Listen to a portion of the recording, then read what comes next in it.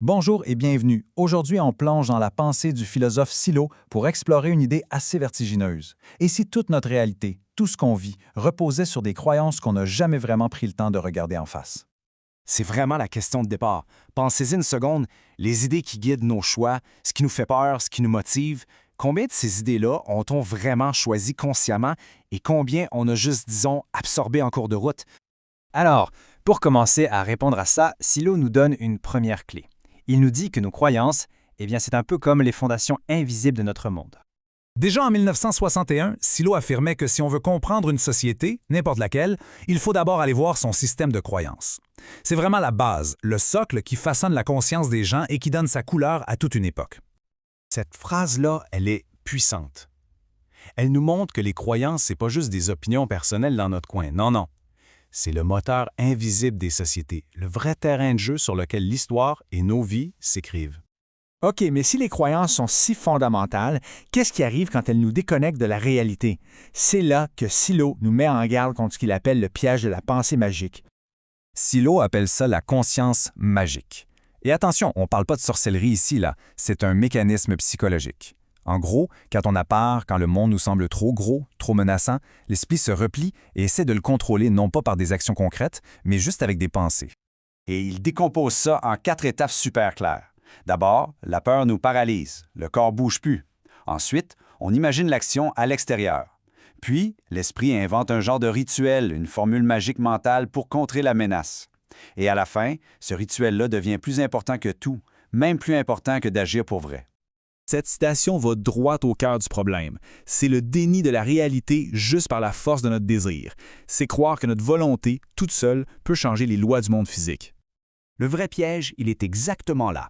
C'est le moment où le rituel mental prend la place de l'action concrète. On a l'impression d'agir, mais en fait, on ne change absolument rien au monde réel.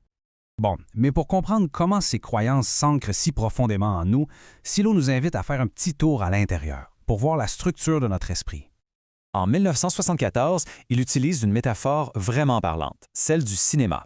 Notre esprit aurait une structure de base, un grand écran blanc, qu'il appelle la forma mentale. C'est le support, la toile de fond, qui, elle, ne bouge pas. Et c'est là que la distinction devient claire. D'un côté, on a l'écran, la forma mentale, la structure psychique profonde, universelle, stable.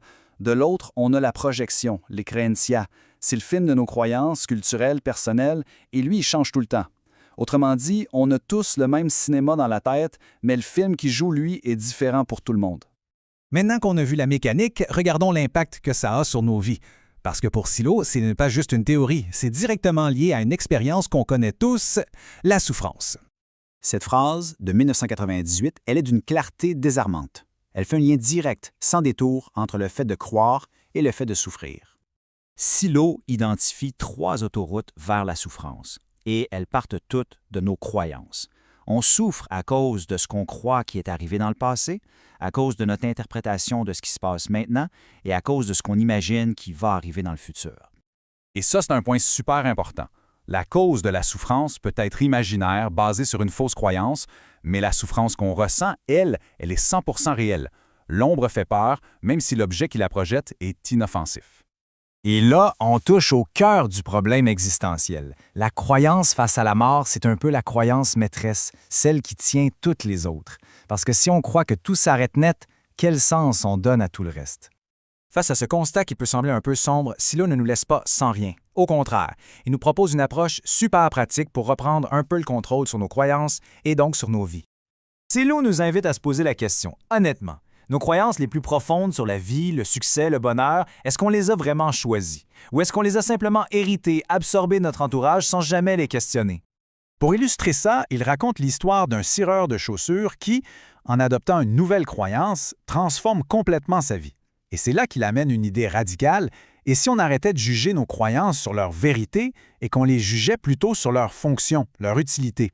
Voilà le changement de perspective. C'est le cœur de sa philosophie pratique.